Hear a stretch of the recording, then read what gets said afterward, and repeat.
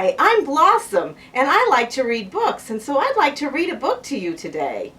Today I'm going to read Sidney. Sidney is written and illustrated by G Gilman Wheeler.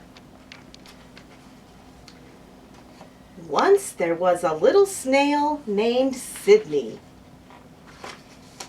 Sidney lived in the hollow of a giant oak tree on Oak Lane in Forest City.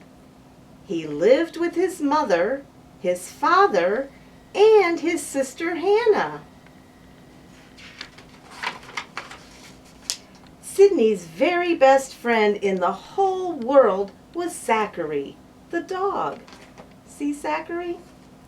Every day, Sidney would climb aboard Zachary's tail and they would ride around Forest City. Sidney's second best friend in the whole world was Iggy. Iggy was a green garden snake. When Sidney and Iggy played together, Iggy would prop himself up against the side of a tree, then Sidney would climb up and slide down Iggy's slippery back, just like a sliding board. Sometimes Iggy would curve his back so that when Sidney slid down, it was just like riding a roller coaster. Sidney's third best friend in the whole world was Wally the owl.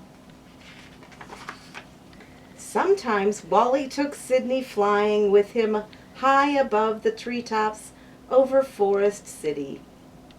Sidney loved his family and friends very much and was very happy until one day Hannah yelled at him for using her shell brush, and Sidney's mother scolded him for not washing behind his antenna. Sidney's father was angry because he had slipped on Sidney's roller skate.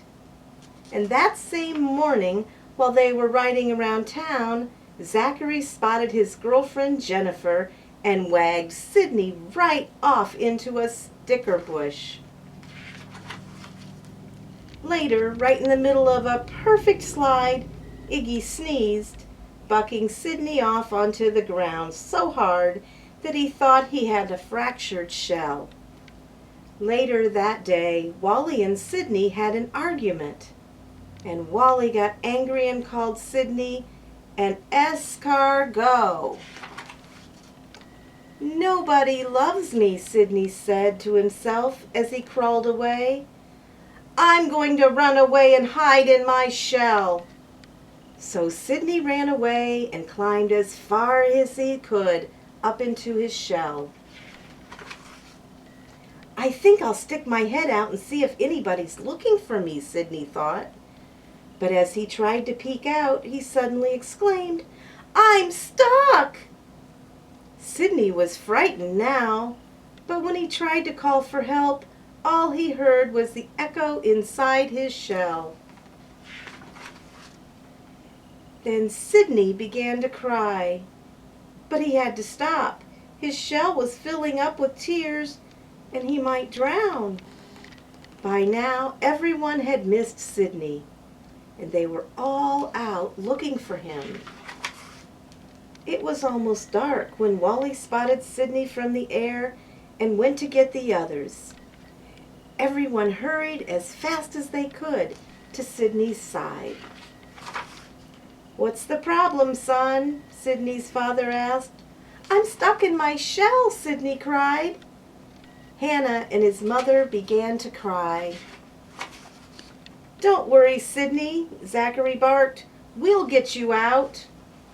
Sidney's father got an oil can and tried to grease Sidney so that he could slip out of his shell, but it didn't work. Iggy bent himself like a crowbar and tried to pry Sidney out, but that didn't work. Zachary picked Sidney up in his mouth and tried to shake him out, but that didn't work either. Then Wally called everyone together. "I've got an idea," he whispered. "It just might work," Sidney's father said. What was Wally's idea?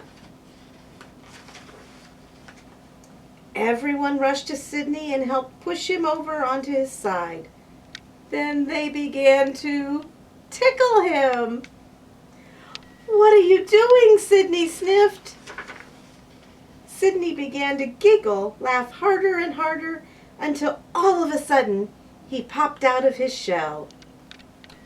"Everybody does love me," Sidney sighed.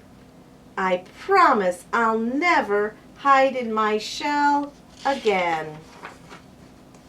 The end.